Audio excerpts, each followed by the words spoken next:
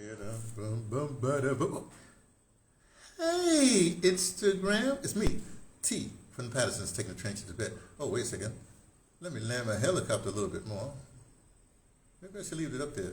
Nah, I'll leave it just a little bit. Just a little bit.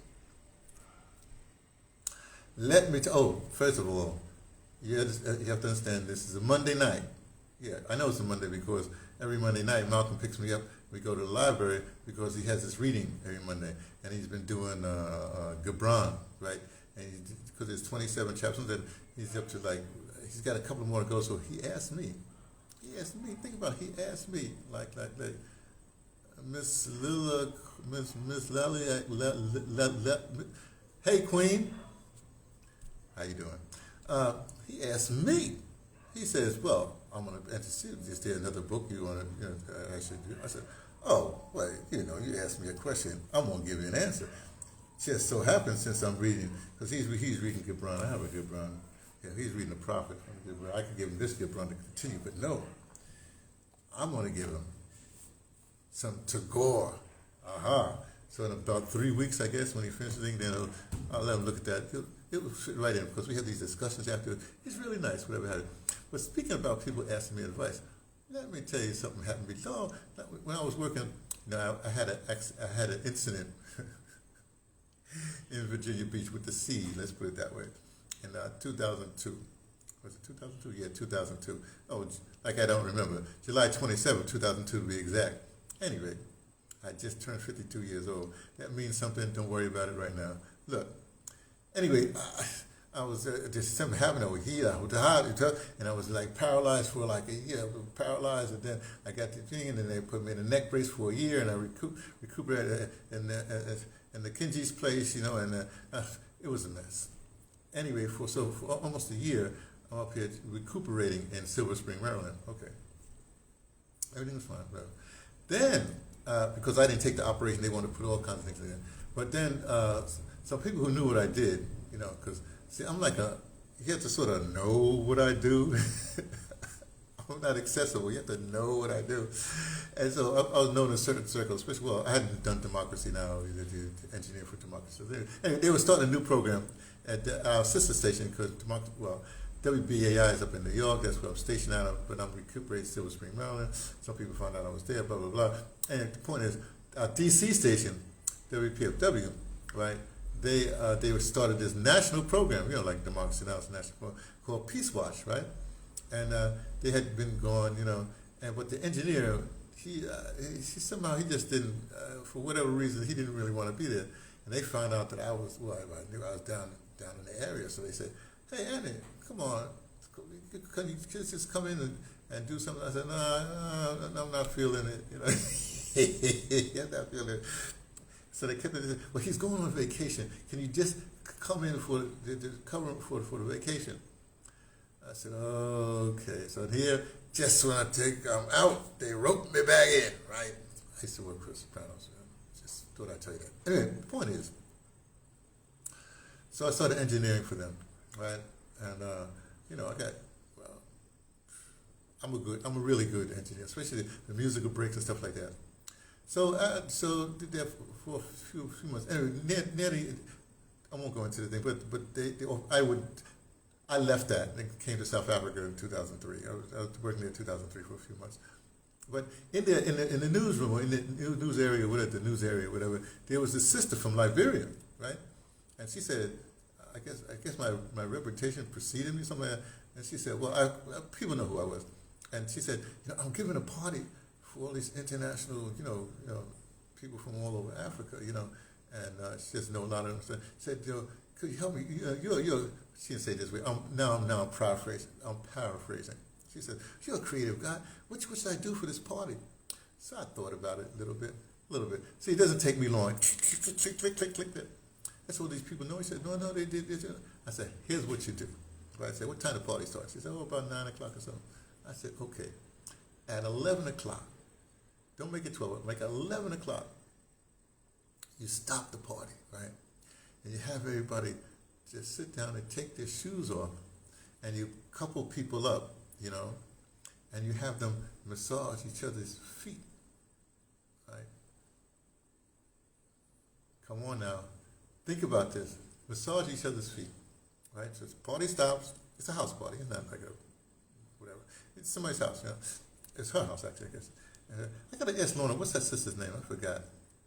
I'll send her will you all do DMs? Hey, Lorna.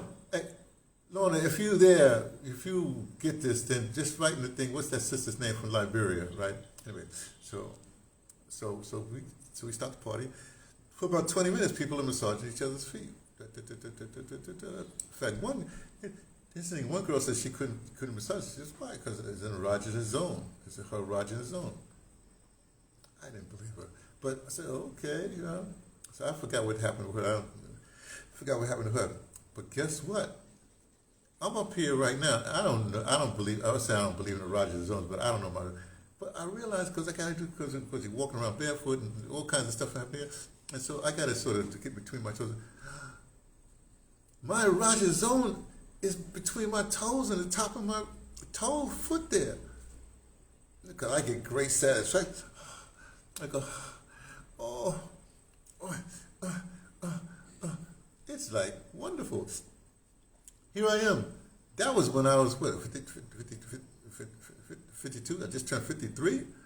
Here I am going to be 75. I'm just learning this.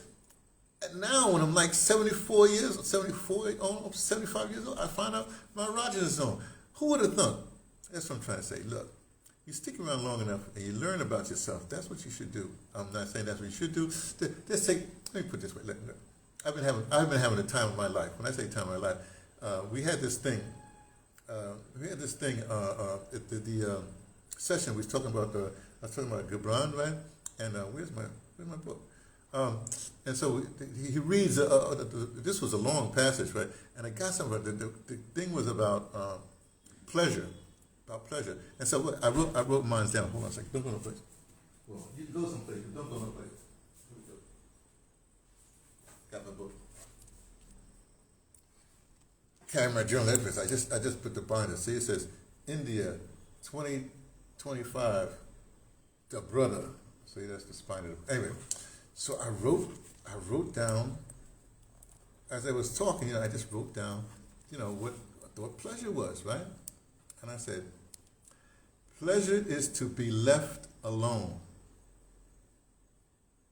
And in that aloneness, one will discover pleasure. I have a thing there.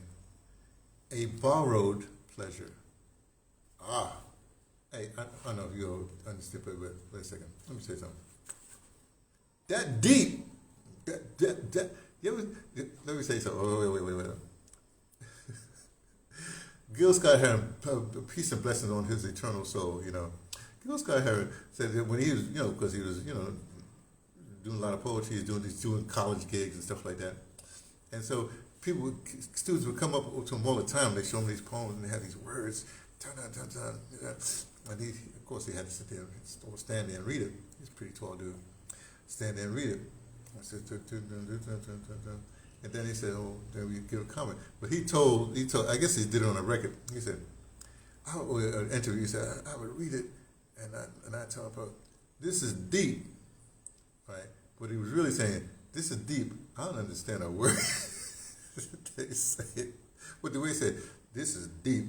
So what I'm trying to say, this is the parlance of the, I grew up in the 60s, right? He said, I'm telling you, this is deep. Pleasure is to be left alone. And the way I explained it is that when I was in grade school, whatever it is, but I had this, I love to read. I know where I got it from. I'll tell you in a second. I love to read. There was another guy in the class that loved to read too, but he got bullied. And I'm sitting there going like, Now, it's difficult to bully me. I can't explain why, but I just kept my reading passions to myself. But I always said, why don't they leave him alone? The boy just reading, I know it's the ghetto and stuff like that, but gee, the boy just reading, like that. Hey! You know what else is on the line right now? Let me give a wave to. That's Pangaea. To Pangaea. If you're ever in India, go to Pangaea. It's one of my hangout spots. They're not open on Mondays, so. I had to go to a country club. Had great fish. Oh, great fish at country club. Oh man, first time I was there, great fish. Anyway, back to the point. So when he says this is deep, deep is one of the words that we use in the 60s. Right? Man, that's deep, right? Like that. But pleasure is to be left alone. And in that aloneness, that's the deep line. One will discover pleasure. Then I put like a little thing there, One will discover pleasure. Deep, deep, deep, deep. A borrowed pleasure. Now, let me decipher this for you. I won't let you decipher it yourself. I will guide you along the way, right? Just be left alone. So the reason why I really love Oregon, because look, when I get back to DeBrother and then I get to Cape Town, do stuff there, I go to the States, I can do stuff there. Believe me, I'm not left alone. People, I'm just not left alone. Even with my wife in Bevel, right? I'm not left alone, right? But here, nobody knows me. There's guests out here right now. They have guests, but I have my own room here. And the only obligations I have in the week is like every Monday when Malcolm goes up to this reading thing. They have the library right there. Other than that, I try to get to Johnny's on Sundays. But other than that, I'm left alone, right? I'm writing. Oh, they see the poem I just wrote to the Sahel people like that? Oh, it's posted. Oh, it's good. I'm saying it's good because I wrote it. What am I going to say? It's bad? Anyway, the point is, it's like when I say alone, it's like I have the time here for these 3 months, whatever I'm here, to just chill like that. And in that aloneness, that chilliness, one will discover pleasure. Put one when you want to be profound instead of saying I will discover pleasure. Don't say I. In fact, I learned from Dr. Kenneth Mills, man, never start a letter with I. You got try to avoid using I in which your correspondence. Anyway, you will discover pleasure. Now this is the deep line. I mean, this is the deep, deep line. That was deep enough. But now we go to the deep, deep line, right? Which is a borrowed pleasure. In other words, pleasure is not yours. It's borrowed from the universe. I have fish. That's 8 fish. Really good white rice there too. Oh, I'm sorry. So it's deep. But here, how do you get this love for reading? Here's what I realized. Now let me explain one more thing. No, man, this is a me day, so you'll just have to just bear with it. On Tuesdays we go to U.S. stuff. On Wednesdays we do world stuff. Thursdays we do audio drama. Fridays whatever comes to my mind. Or whatever wrap up, a week wrap up. Saturdays whatever comes to my mind. Sundays we read. We read Tagore, and then Monday we back to Monday where I talk about me. So we're talking about me, right? So you don't have to. Also commented on Africa. No, I'm not commenting on Africa. That's a bogus thing. Let South Africans sort out their own thing. White people in South Africa, they ain't leaving. They ain't going no place. They got it all, man. They got 70. I don't want to get into it, man. Here's the thing. And this is a me day anyway. I'm not talking about that. I'll talk about that on Wednesday. Maybe. Probably not. My mother, like 6 months after my younger sister was born, she contracted polio, right? And this is back in the days. I mean, she was in an iron lung. Last I saw her, I was like 3 years old, going into foster care, right? And she's a tall woman like that too. Anyway, so next time I see her, basically, she's in an iron lung, right? But here's the thing. I have this thing about my mother. It's kind of interesting. Like, first I was indifferent to her, right? But I would also, I'm one of these people who's always in service, right? So I would do stuff for her. I mean, getting the dandruff out of her hair, stuff like that, put the thing, all that stuff. Anyway, so she's in the iron lung. Back then they had iron lungs. I can't explain what it is. This thing, only your head is out. I don't know, whatever it is, right? Because she had polio. She's paralyzed from the neck down, right? She couldn't move her arm and her leg. Eventually she got used to she could walk with braces and stuff like that. But I don't think and the arms came back too. Anyway, but here's the thing. She would, in the iron lung, you're laid flat, and there's like she would have this mirror then, and she'd have this thing, like it looked like a long pencil, but like an eraser at the end of it. So she have it in her mouth, put this in her mouth, have it in her mouth like this. And she would, with the mirror there, she would be turning the page of a book to read. So I actually believe that because my first memory, my next memories from my mother is like I'm 6 years old. I'm just out of foster care, being abused and whatever have you. But think of it this way. She's trapped. I just got out of a trap. I'm saying that the one thing she could do is read, and that's what she did. And I really believe that I got my love of reading from my mother, just to see her incapacitated but still reading. Reading is like really, really important.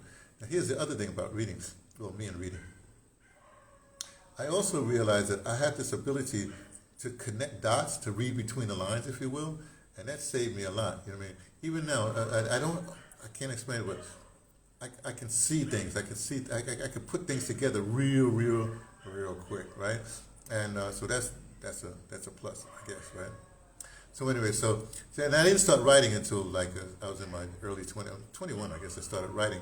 So that reading was my solitude, if you will, or my refuge, or something like that. But I mean, when I say read, I'm an avid reader. I would read the whole series of whatever it is, like that. When I got older and I started writing, then I don't get writer's block now because I guess I transferred that pleasure of reading to writing.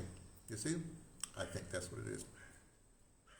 So anyway, I'm sorry. So the sister with the party, when we stopped, when we finished that little 20 minutes or whatever it was, we went back to the party. The whole vibe changed. It was an amazing party after that. So if you're ever going to give a party, a house party, something like an intimate thing, then stop at something. Everybody does, especially people don't know each other. Do foot massage. Come back. The vibe will totally change. Connection or whatever have you. Now back to my reading, right? And so what I realized is that me and my mother's relationship is different than all the other children, because she had 6 different children with 7 different children with 6 different fathers, because there was twins in there. Doesn't matter.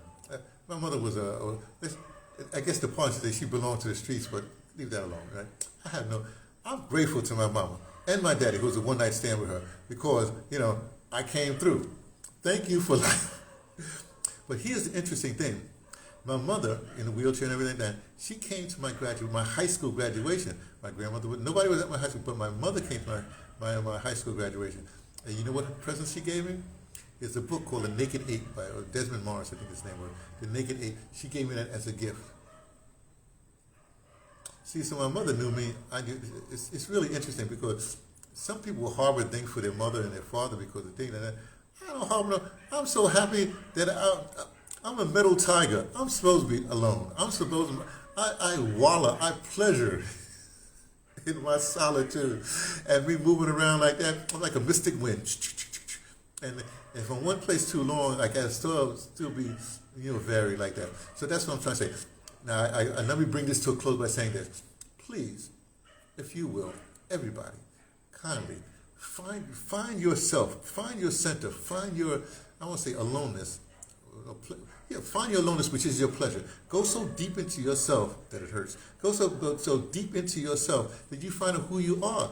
Because if you don't know who you are, then you'll be taken advantage of by outside forces. Let's put it that way. Okay, that's it. Talk to you all later. Bye. See you. In the morning we have our usual Grand Rising report, just to let you know. Okay, talk to you later. Bye.